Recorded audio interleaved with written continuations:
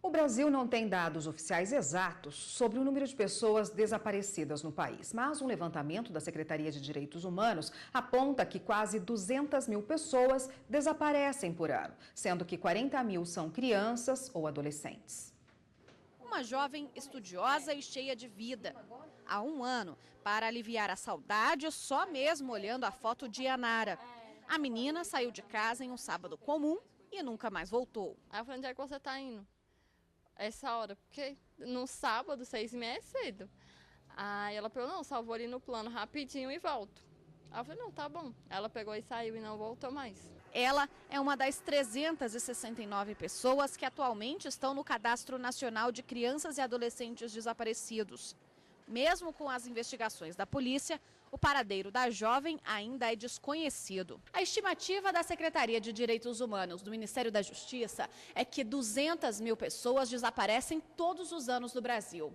Dessas, 40 mil são crianças e adolescentes. Este advogado, integrante da Frente Brasil de Juristas pela Democracia, aponta diversos fatores que podem levar ao desaparecimento de alguém. Das pessoas que fogem das condições sociais que vive, fogem da violência, outros que fogem porque não querem mais aquela ambiência que é uma vida melhor e não comunica os seus parentes, outros, e muitos deles, por questão de crianças que desaparecem ou sequestradas, ou pessoas portadoras de doenças mentais e não conseguem retornar. Então tem vários motivos que fazem desaparecimento. Isso é um número alarmante no Brasil. Mas o que é que falta? Falta interligar o sistema. Precisa apostar mais na segurança nesse ponto. Em 2005 foi sancionada a Lei 11.259, que alterou o Estatuto da Criança e do Adolescente. Essa mudança determina a investigação policial imediata em casos de desaparecimento. Ficou conhecida como a Lei da Busca Imediata. Enquanto o caso continua sem novidades, resta a Yasmin conviver com a falta que a irmã faz. Todo dia aquela dúvida, aquele aperto no coração, de nunca saber de nada, de não ter uma resposta e de ficar na dúvida, porque quando a pessoa morre, a gente se conforma, sabe que está enterrado, acabou. Tem dias que a gente desaba, assim, porque a saudade é muito grande.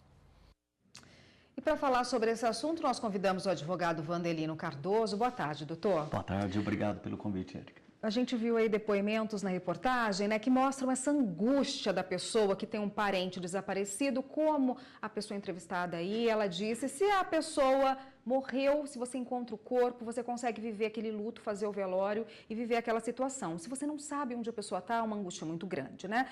Quando alguém some na família, doutor, qual é o primeiro procedimento a ser tomado? Bom, primeiro, Érica, nós temos dois procedimentos, um de caráter particular, prático, e o outro de natureza investigativa, policial. Esse de caráter prático, particular, a pessoa, o membro da família, deve primeiro estabelecer um contato com eventuais pessoas que possa ter estabelecido um tipo de comunicação com essa pessoa desaparecida. Inclusive parentes, amigos, examinar o contexto probatório do estado emocional dele, etc., o comportamento.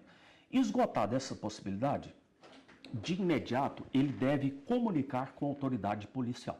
Agora, é importante, permita-me esclarecer ao ilustre telespectador, que essa questão de aguardar o lapso temporal de 24 horas ou 48 minutos, isso é um mito.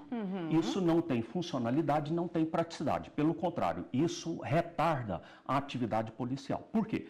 Porque de imediato, constatado que essa pessoa está desaparecida e não esgotou todos aqueles procedimentos práticos, deve de imediato ele comunicar com a polícia para a polícia mobilizar a estrutura, o aparato dele para o procedimento investigativo. Nesse momento, a polícia deve procurar o IML, órgãos hospitalares, verificar os serviços de informação, de inteligência e, às vezes, até eventualmente já houve casos de a pessoa que foi desaparecida ainda não pôde comunicar com a família e com o advogado e ele havia sido cooptado por um mandado de prisão. Então, por essa circunstância, ele deve de imediato comunicar com a polícia.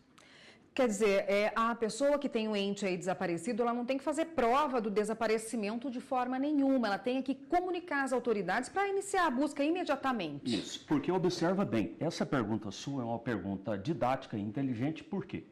Porque quando a pessoa, a vítima, ela está desaparecida, os familiares, ele não tem prova do desaparecimento. Então, qual que é o procedimento? Ele leva à autoridade policial fotos, se eventual filmagem e se ele tiver memorizado a última roupa, as últimas características, e levar de imediato por essas circunstâncias. Porque ele não vai ter a convicção de que há um desaparecimento. Principalmente importante salientar que quando se trata do caso do idoso e o portador de uma doença psíquica de qualquer natureza ou neurológica, a capacidade cognitiva fica reduzida e a memória dele sofre diversos transtornos. E em razão dessas circunstâncias, por ele ter incapacidade para retornar e estabelecer contato com a família, de imediato deve ser feita essa comunicação. Tá ótimo. A gente continua nesse assunto no próximo bloco, só um minutinho. Ok. O Jornal da Justiça está de volta e nós voltamos a conversar sobre pessoas desaparecidas com o advogado Wandelino Cardoso, que está aqui conosco hoje. Doutor, o senhor já falou quais devem ser os procedimentos em caso de uma pessoa que desaparece no território nacional. E quando uma pessoa desaparece em outro país? Isso. No caso do desaparecimento de brasileiro em outro país, o que ocorre? Para não ferir o princípio da dignidade dos poderes judiciários, o judiciário brasileiro não pode necessariamente ir à polícia investigar lá no território, mas pode solicitar via corpo diplomático para que essa pessoa seja investigada lá e através desses meios diplomáticos e da Polícia Internacional há um procedimento investigativo de natureza especial e específico para evitar o ferimento da independência desses poderes. Agora, outro fator importante salientar é que se no caso necessariamente o indivíduo ele estiver a serviço do governo brasileiro ou de algum outro órgão de natureza pública, o governo brasileiro pode, através do Ministério das Relações Exteriores, via corpo diplomático, fazer um acompanhamento investigativo para facilitar a localização desse indivíduo lá. Essas investigações em outro país costumam demorar muito? Depende muito do critério do ordenamento jurídico desses países. Por quê? Existem alguns países em que tem uma quantidade, uma carga de processos muito intensa e às vezes a compatibilidade de juízes e funcionários dos órgãos do aparelho judiciário é incompatível, isso pode ser um pouco mais demorado. Mas principalmente nos países desenvolvidos, nos países do primeiro mundo, especialmente na Europa, esse procedimento é muitíssimo rápido por causa da estrutura que esse país tem para promover, inclusive o aparato policial tem uma estrutura mais importante com relação aos países do terceiro mundo. Doutor, quando uma pessoa desaparece aí por um longo período, né, e muitas vezes deixou bens, deixou descendentes e ascendentes, Isso. Como é que fica essa questão da morte presumida? Ela pode garantir o direito à pessoa, à família desse desaparecido? Uma pergunta muito importante, Érica, e muito elucidativa. Vamos examinar. Agora, vamos para a visão do Código Civil na inteligência do artigo 7º do ordenamento jurídico. O artigo 7º do Código Civil, ele estabelece o seguinte, que quando, por exemplo, a pessoa, no caso da morte presumida, no inciso 1, ele prevê o seguinte, quando há muita evidência de que a pessoa de fato tenha falecido. Inciso 2, vamos para o inciso 2. Ele estabelece, o legislador foi muito sábio nessa colocação, ele disse o seguinte, no caso, por exemplo, quem está numa operação de guerra, num feito de prisioneiro e até 2 anos após o término da guerra não sendo encontrado, de imediato pode-se propor uma ação judicial para essa declaração. Agora, vamos para uma outra parte de um objeto que você fez uma indagação de caráter muito importante e elucidativo.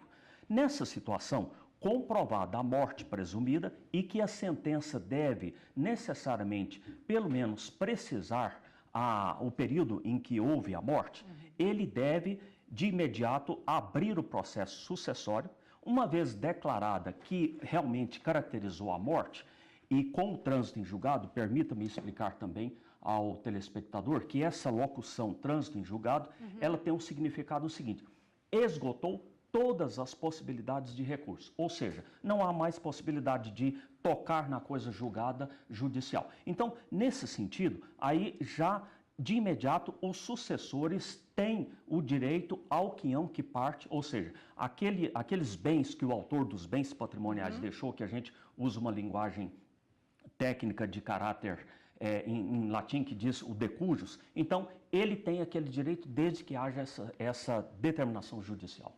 Tá ótimo, doutor. Obrigada pela participação por hoje. Eu conversei com Vandelino Cardoso, que é advogado, e conversou com a gente como agir em caso de pessoas desaparecidas. Obrigada, doutor. Eu que agradeço pela disposição. Até uma próxima, então.